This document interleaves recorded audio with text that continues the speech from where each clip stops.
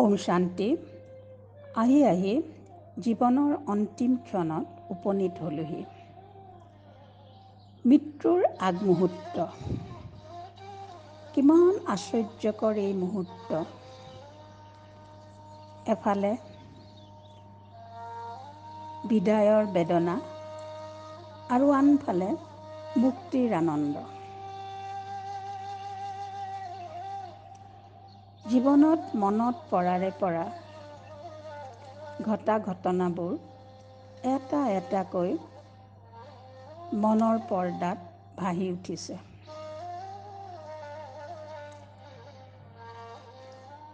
কিছুমান দেখি আনন্দ, কিছুমান দেখি বেজাৰ আৰু কিছুমান ভুলৰ বাবে অনুতাপ হৈছে।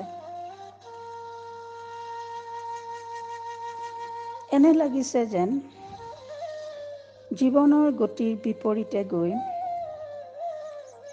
সেই ভুলবোৰ শুদ্ধ কৰি থৈ আহোঁ। মৃত্যু শয্যাত পৰি আছোঁ। চাৰিওফালে পুত্ৰ পৰিবাৰে ঘেৰি আছে। তাহাঁতৰ কৰুণ শোক ভৰা মুখবোৰ দেখি ক্ষন্তেকৰ বাবে মনটো বিচলিত হ'ব খোজোতেই লগে লগে নিজক চম্ভালি ল'লোঁ।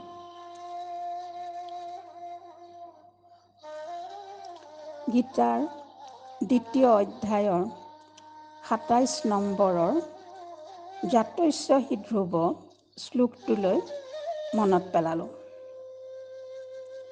জন্মিলে মৃত্যু নিশ্চিত আৰু মৃত্যু হ'লে পুনৰ্জন্ম নিশ্চিত। সেইবাবে যিটো কথা অপৰিহাৰ্য তেনে কথাত তুমি শোক নকৰিবা। তোমাৰ যদি মৃত্যু হ'ব নালাগে তেন্তে তোমাৰ জন্মও হ'ব নোৱাৰে।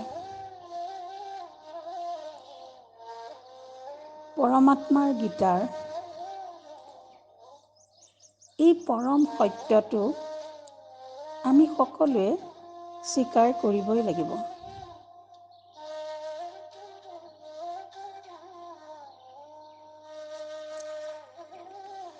মৃত্যু এক চিৰন্তন সত্য। এই সত্যটোৰ পৰা আজিলৈকে কোন বাচি যাব পাৰিছে? ৰজা মহাৰজা নে সাধু সন্যাসী? সময় আহিলে সকলো যাব লাগিব।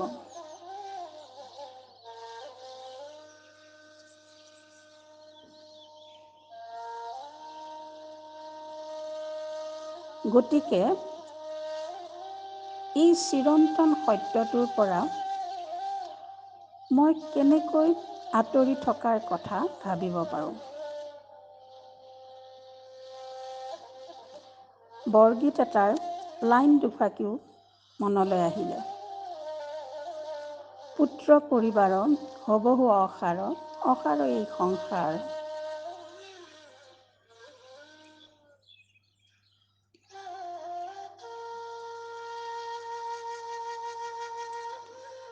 মৃত্যু শয্যাত পৰি মৃত্যুক সন্মুখত দেখি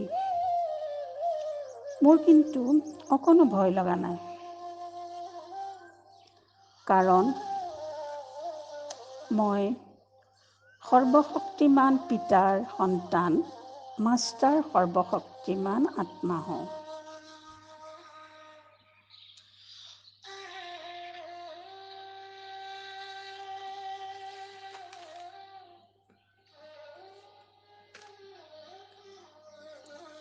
পিতা পৰমাত্মা মোৰ লগত আছে। এই পুৰণি বিনাশী সংসাৰখনৰ প্ৰতি মোৰ কোনো মোহ নাই। কাৰণ পিতাই আমাক পুৰুষাৰ্থ কৰাইছে নষ্ট নোহোৱা হ'বলৈ। সাক্ষী দৃষ্টা হৈ সকলোৰে লগতে নিজৰো অভিনয় চাই যাবলৈ।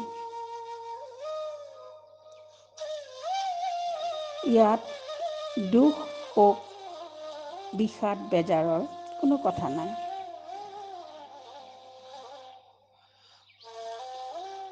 মই এতিয়া মোৰ জীৱন নাটখনৰ শেষ অংকৰ শেষ দৃশ্যৰ অভিনয় কৰি আছোঁ।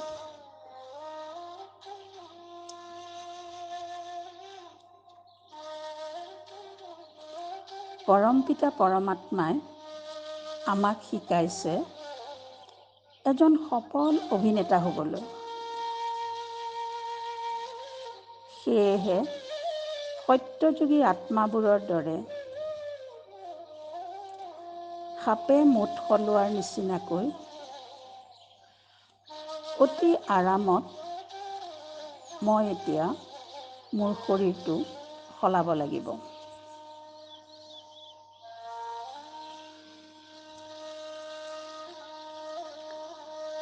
লাহে লাহে মই আত্মাই মোৰ শৰীৰটো এৰিবলৈ প্ৰস্তুত হৈছোঁ।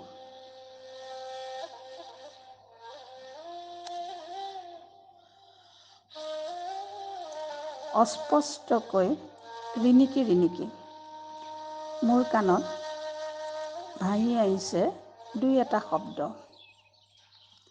BP ফল কৰিছে, পালছ ৰেট কমি গৈছে। শেষ মুহূৰ্তলৈকে মোক পুনৰ জীয়াই তোলাৰ চেষ্টা চলি আছে।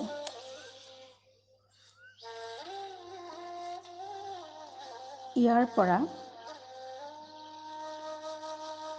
কোনো বিৰত হোৱা নাই।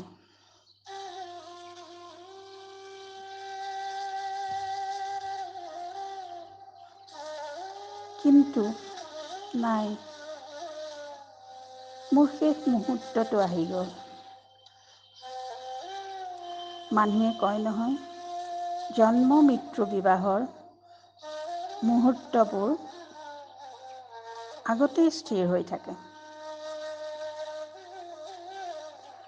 মই আত্মাই সূক্ষ্ম শৰীৰ ধাৰণ কৰি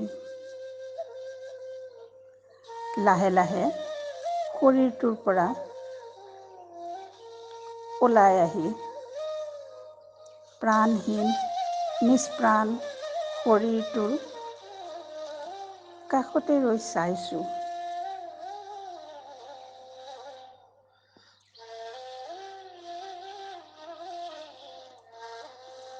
দেখিছোঁ পৰিয়ালবৰ্গ, লৌকিক অলৌকিক সকলো শোকত ভাগি পৰিছে।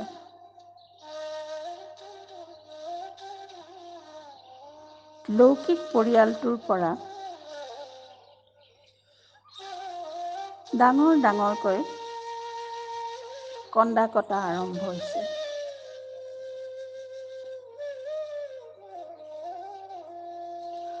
মোৰ তাহাঁতক এই চিৰন্তন সত্যটোৰ কথা বুজাই সান্তনা দিব বৰ মন গৈছে।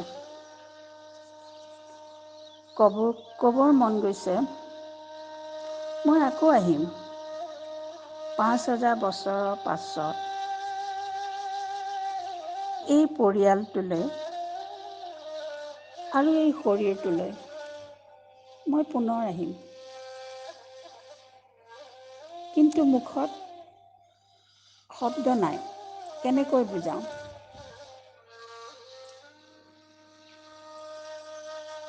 সেয়েহে সাক্ষী দৃষ্টা হৈ সকলোবোৰ চাই আছোঁ।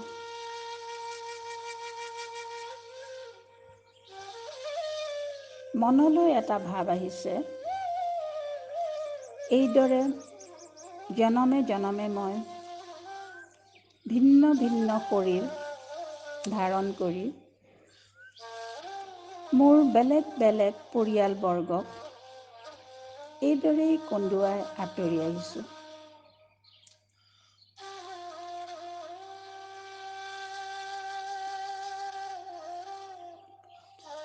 মই আত্মাই চাই আছোঁ কেনেকৈ মোৰ মৃত শৰীৰটো মোৰ পুত্ৰ পৰিবাৰে আল ফুলকৈ দাঙি নি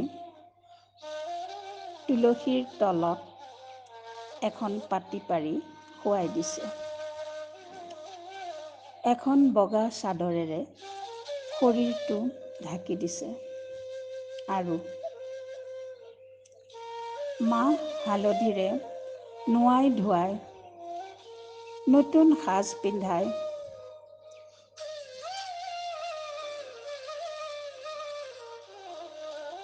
কপালত সেন্দূৰৰ ডাঙৰকৈ ফোঁট এটা দি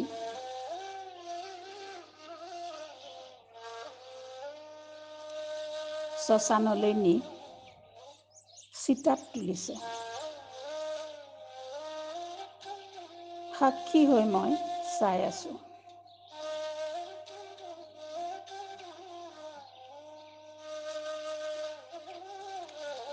ইমান দিনে সুখে দুখে মোৰ লগৰী হৈ থকা শৰীৰটোক মই শেষ বিদায় দিছোঁ।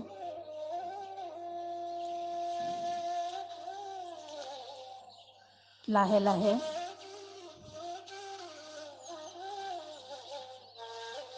দপদপকৈ চিতাৰ জুইকুৰা জ্বলি উঠিছে আৰু মোৰ শৰীৰটো পুৰি ছাই হৈ গৈছে।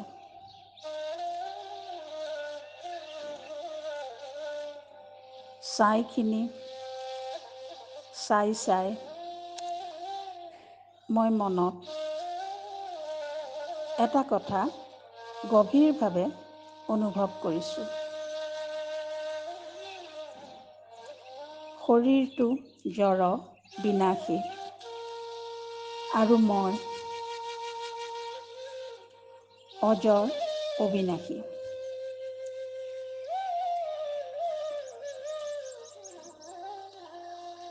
পুৰি ছাই হৈ যোৱা শৰীৰটোক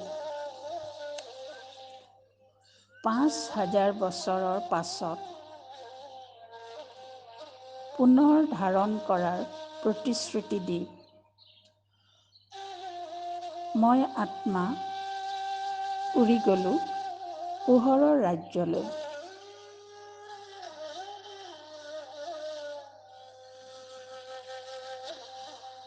পোহৰেই পোহৰ, চাৰিওফালে কেৱল বগা পোহৰ।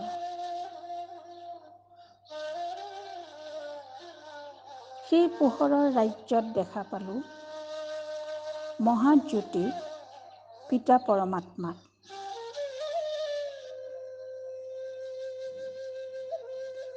উজ্জ্বল পোহৰৰ এক বিন্দু ৰূপত।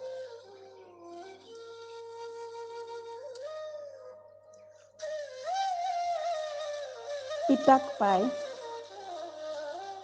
মোৰ অন্তৰ আনন্দৰে ভৰি উঠিল।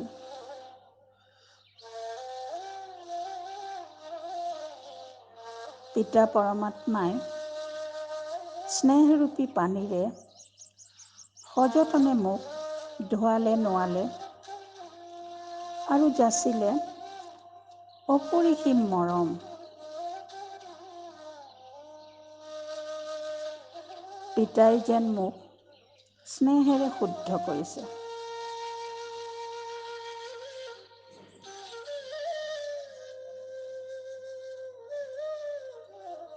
সম্পূৰ্ণকৈ পাহৰি গ'লোঁ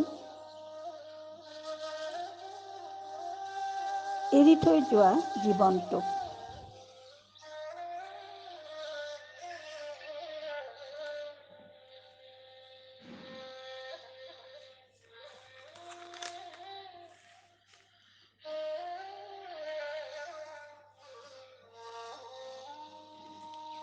অতি স্নেহেৰে পিতা পৰমাত্মাই মোক এটা প্ৰশ্ন সুধিলে। জীৱনত তুমি কি ভাল কাম কৰিলা? উত্তৰ দিলোঁ এক স্বচ্ছ মনেৰে, এক শুদ্ধ অন্তৰেৰে। পিতা, আপোনাৰ জ্ঞানলৈ অহাটোৱেই জীৱনত কৰা মোৰ আটাইতকৈ শ্ৰেষ্ঠ কৰ্ম। তাৰ পাছত মই আত্মা পুনৰ অভিনয় কৰিবলৈ নতুন এক জীৱনৰ সন্ধানত নামি আহিলোঁ এই পৃথিৱীখনলৈ। কোনো এক নাৰীৰ গৰ্ভত স্থিত লৈ মই আৰম্ভ কৰিম মোৰ নৱজীৱন।